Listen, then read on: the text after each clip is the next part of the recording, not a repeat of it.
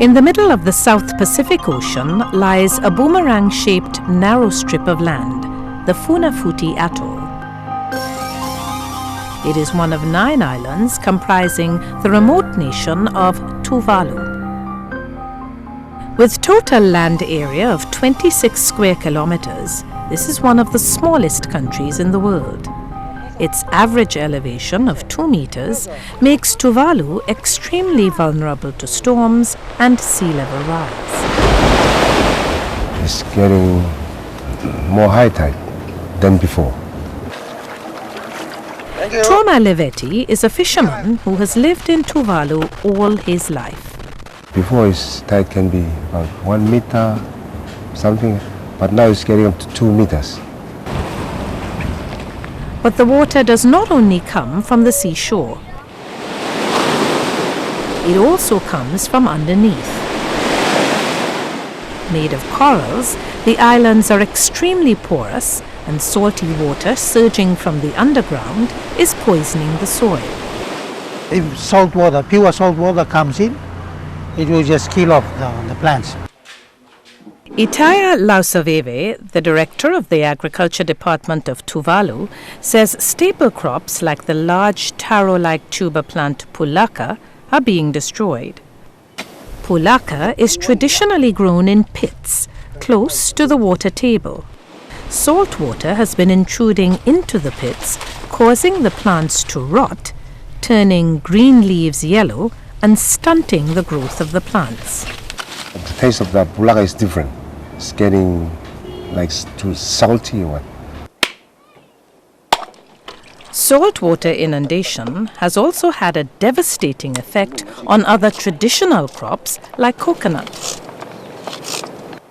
A Taiwanese garden project is underway to look for sustainable crops that will be more resilient to climate change.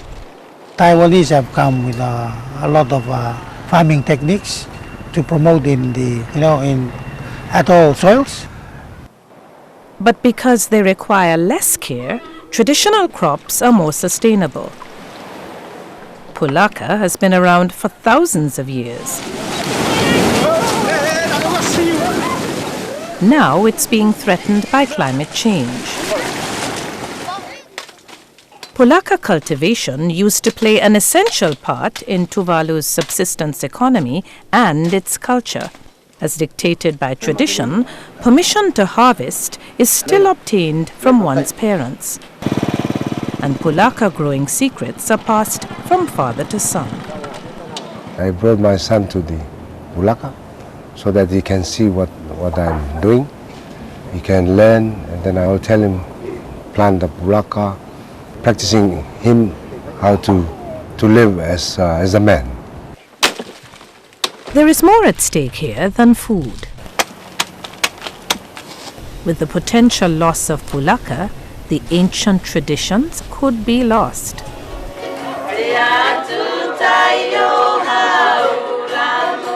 Still in traditional ceremonies like weddings, funerals, birthdays, the pulaka is still displayed as, it still maintains that cultural importance of the family. So climate change is having a negative impact on the traditional lifestyle already under threat by globalization. A healthy crop, rich in calcium and other nutrients, pulaka takes hours to cook. Today, younger people prefer rice and processed foods, all of which come from abroad. It's a dumping of food that's with no value in small island states. Dr. Stephen Homasi, the Director of Health, thinks the food available in stores is of poor quality. You look into all the ice boxes, you see a lot of this stuff that are there, and people buy it because they think it's okay. And there is another problem with people turning to imported food instead of growing their own. That in its own has other impacts on physical health of the people being, completely reliant on imported stuff, and therefore not enough moving around to do the old plantation the way they used to do.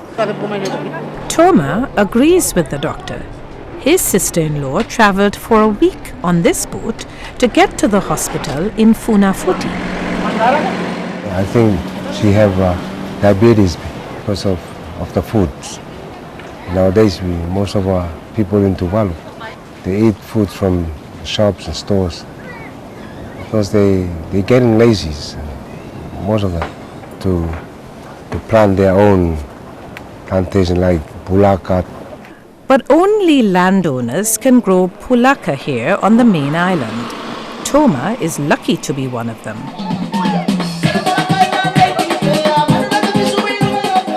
So it is people with no land rights in Funafuti, like the ones from the outer islands, that depend on processed food. They have left their pulaka pits behind.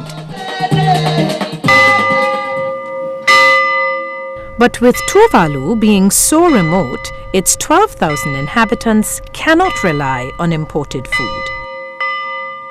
We cannot depend on importation of food like what happened last year. That sudden increase in food prices, a lot of people were affected.